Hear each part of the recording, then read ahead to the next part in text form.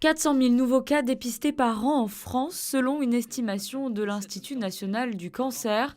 Des chiffres qui font froid dans le dos, mais la plupart des individus ne se sentent pas concernés lorsqu'ils ne sont pas impactés directement par la maladie.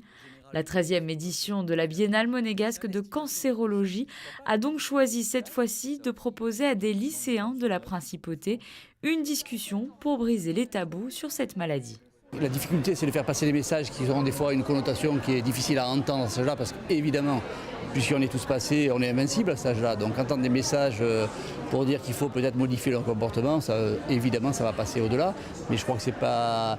L'objectif, c'est évidemment pas ni de donner des chiffres catastrophiques ou de modifier leur comportement, mais de les amener à une réflexion. Je crois que c'est ça qui est important.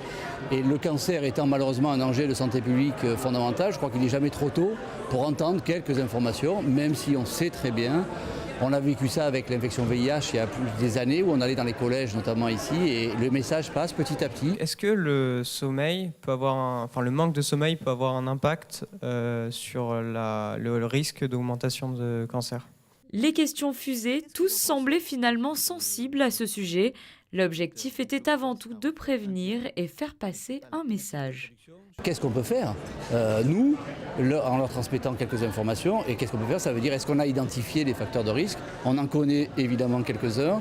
Et est-ce que le message qui passe, c'est faites un peu attention, ou alors dans votre entourage, discutez, et est-ce que tu as bien fait le dépistage? Je crois que c'est ça. Ça peut être aussi, pas des missionnaires, mais en tout cas des points d'ancrage dans leur famille ou dans leur environnement, à l'époque des réseaux sociaux, pour avoir un discours plus verbal, contact, que uniquement par les biais des choses que nous, on ne sait pas utiliser.